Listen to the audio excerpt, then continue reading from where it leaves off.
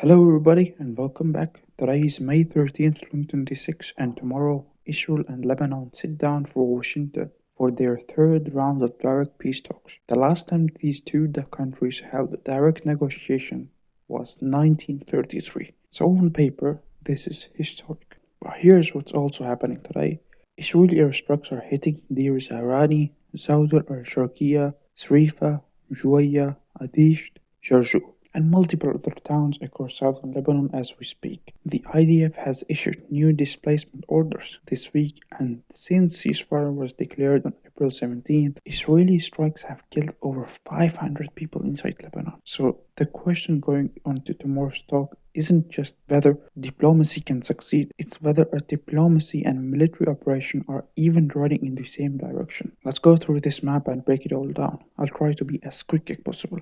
Start with the central military fact on this map, the yellow line. It runs from Al-Khayyam in the east near the bend in the Latina River, passing through Tayyiba, through Bint Jbeil here in the center, but along a ridge all of the way west to Ras al-Nakura on the Mediterranean coast, a 130-kilometer line drawn inside Lebanese territory.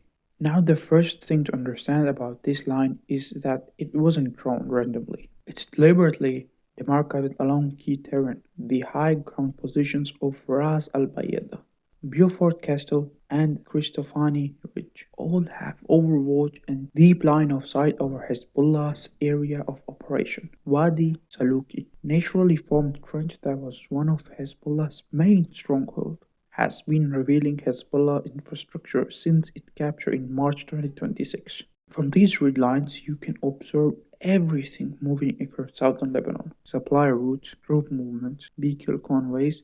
Israel didn't just take ground, it took the ground that sees everything. 52 villages fall behind the IDF's yellow line. Residents cannot return. Everything south of this line is an active Israeli military zone. The zone stretches from the Mediterranean coast all the way to the slopes of Mount Hermon in the east, and 5 Israeli divisions are operating continuously south of this line.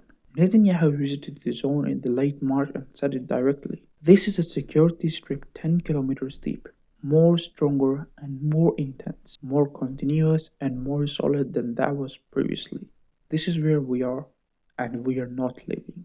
That's the starting position going into tomorrow's Washington talks. Now let's zoom into here. Bint Jbeil, the town that has become the defining military operation of this entire campaign. It's just about 3 to 4 kilometers from the Israeli border, and to understand why Israel has committed an entire division to taking it, you have to understand what it means for Hezbollah.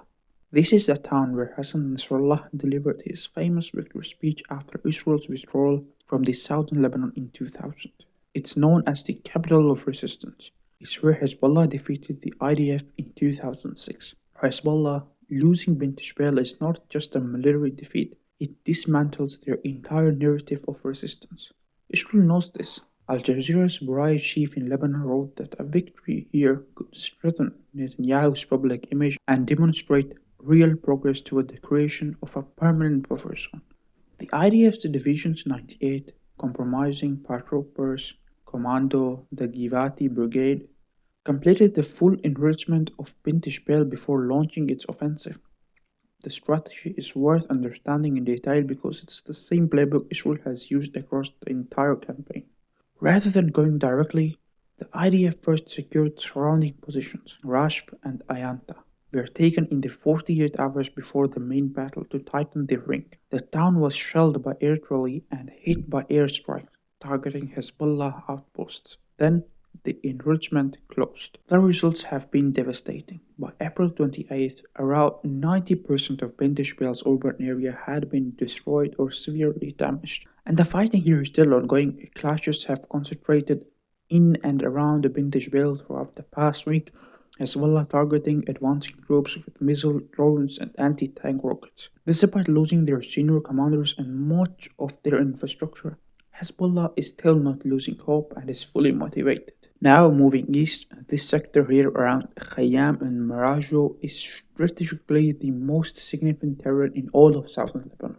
Khayyam is the eastern anchor of the yellow line. Most clashes in the eastern sector have concentrated around Al-Khayyam, Tayyiba, and Deir Sirani. Israel holds Khayyam because it gives direct observation into the Bekaa Valley, Hezbollah's main supply route from Syria. Control Khayyam, and you control what moves between Syria and southern Lebanon. Now look at this area here.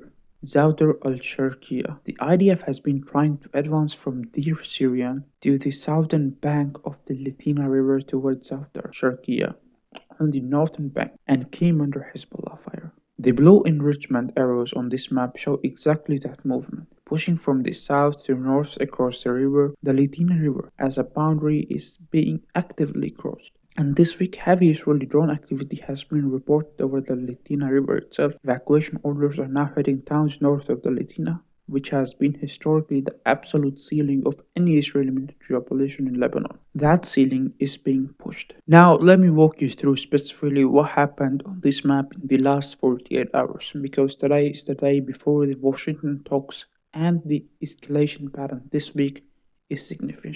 Today alone, Israeli airstrikes have hit Deir Zahrani in the Sidon district, 3 strikes in South Sharqiya, strikes on Sharifa with heavy drone activity over the Latina, strikes on Jbeil in the Tyre district, 3 strikes on Adish in Nabatieh, 1 strike on Haris in the Bint Jbeil district, and strikes in Jarju in the Nabatieh district.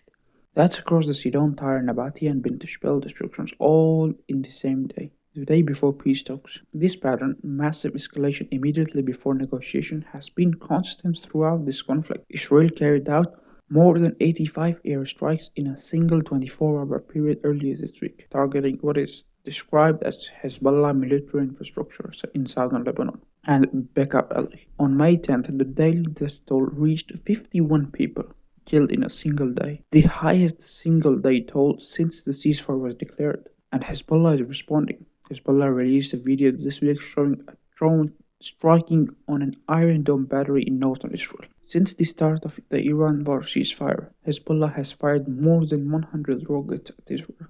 This is not a one-sided military situation, it is a full war of artillery running underneath a ceasefire agreement. Now the diplomatic dimension, because tomorrow's talks are genuinely significant even against this military backdrop. Tomorrow, May 14th and May 15th. Israel and Lebanon hold their third round of direct talks in Washington. The Lebanese delegation is led by Simon Karam. The Israeli delegation is led by Ron Dermer.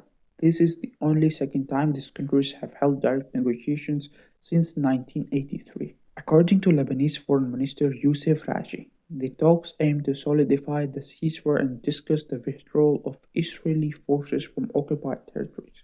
Lebanese President Joseph Aoun has issued strict directives to the delegation to protect national sovereignty.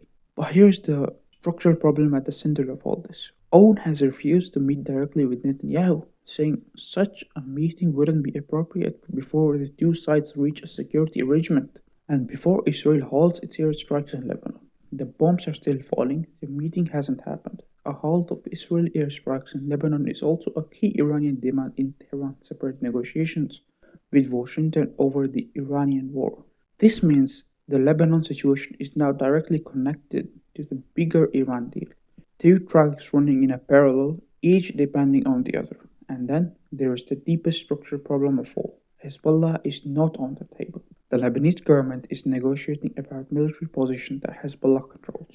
Israeli positions stated by Secretary of State Rubio is that Hezbollah is trying to drill talks with attacks on Israel and threats inside Lebanon.